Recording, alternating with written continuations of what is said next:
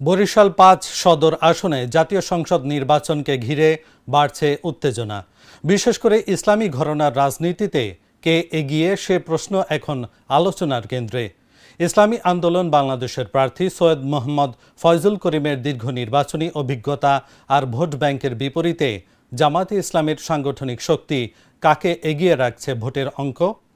বরিশাল থেকে শাহিন সুমনের পাঠানো তথ্য ও চিত্রে ডেস্ক রিপোর্ট।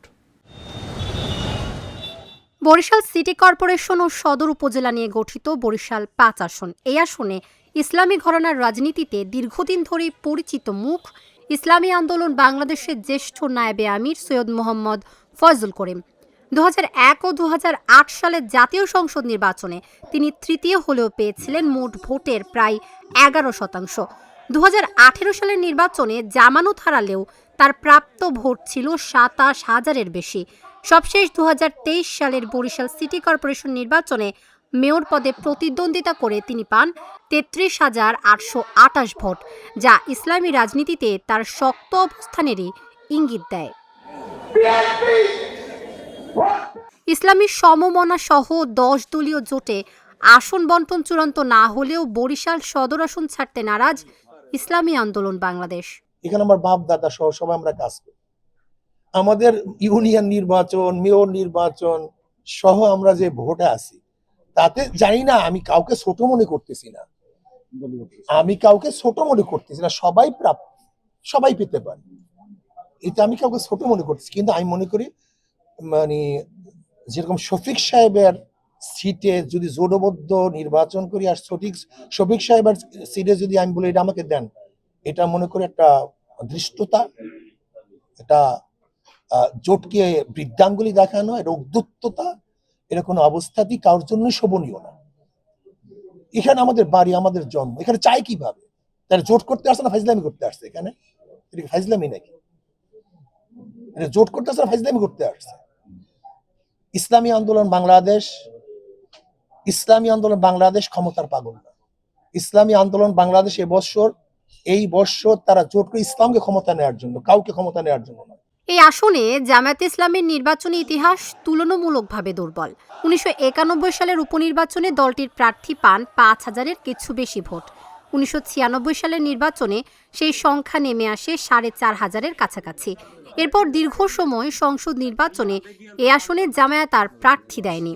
আমি ৯৬ সালের পরে এখানে পরবর্তী জোট রাজনীতির কারণে আমরা নির্বাচনে আসতে পারিনি, কিন্তু আমরা জোটে ছিলাম, জোটের ভিতরে থেকে আমরা এখানে আসছি।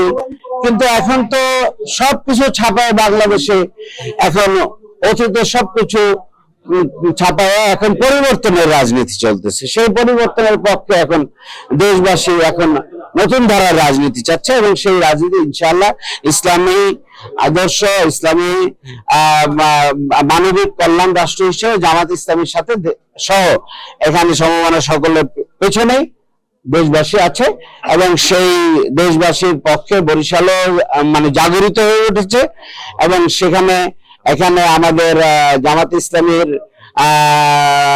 সামগ্রিক কাজকে বিশেষ এলাকাবাসী গ্রহণ করে নিয়েছে এবং তাদের একজন কাছের ভাই হিসেবে জামাত ইসলামের মনোনীত এবং আমাদের সকলের মনোনীত অ্যাডভোকেট মুয়াজ্জম সিরাজকে তাদের কাছের ভাই হিসেবেই চায় এবং তারা ইনশাআল্লাহ তাকেই সামনে নিয়ে আসবে বলে আমরা আশা করতে চাই ইনশাআল্লাহ। রাজনৈতিক বিশ্লেষকদের মতে বরিশাল ৫ আসনে ইসলামী ভোট ব্যাংকে ব্যক্তিগত জনপ্রিয়তা ও সাংগঠনিক শক্তির মধ্যে স্পষ্ট পার্থক্য রয়েছে। একদিকে দীর্ঘদিনের নির্বাচনী উপস্থিতি ও ভোটের ধারাবাহিকতা, অন্যদিকে জোট নির্ভর সিদ্ধান্ত। শেষ পর্যন্ত কোনটি প্রাধান্য পায় সেটাই এখন বড় প্রশ্ন। চরমনের একটা মাহফিলে লাখ লাখ লোক হয়, তারা বলে যে ইসের পরে মানে হজের পরে তাদের সম্মেলনটি সবচেয়ে বড় সম্মেলন, অথচ ভোটের ক্ষেত্রে তারা ১০০ ভাগের ১ ভাগ ভোটও তারা পায় না।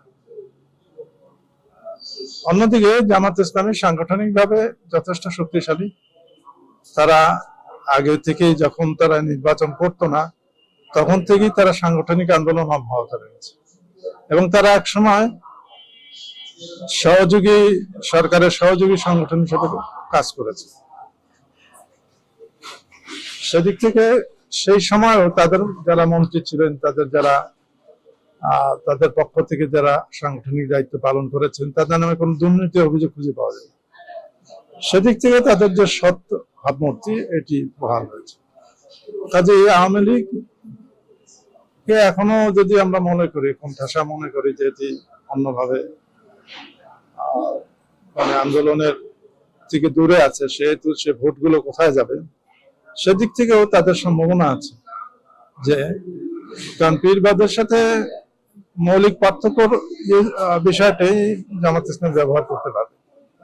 এই সমস্ত দিক থেকে মনে হয় যে এই যে আন্দোলন বা জোটের যে জোটবদ্ধতা, জোটবদ্ধ নির্বাচনের ক্ষেত্রেও জামাত ইসলামী সুবিধা করতে পারবে অন্যান্য দলের তুলনায়। সব মিলিয়ে বরিশাল 5 আসনে ইসলামী ঘরানার রাজনীতিতে ভোটের পাল্লা কোন দিকে ঝুঁকবে তা নির্ভর করছে জোটের চূড়ান্ত সিদ্ধান্ত ও মাঠের কৌশলের ওপর।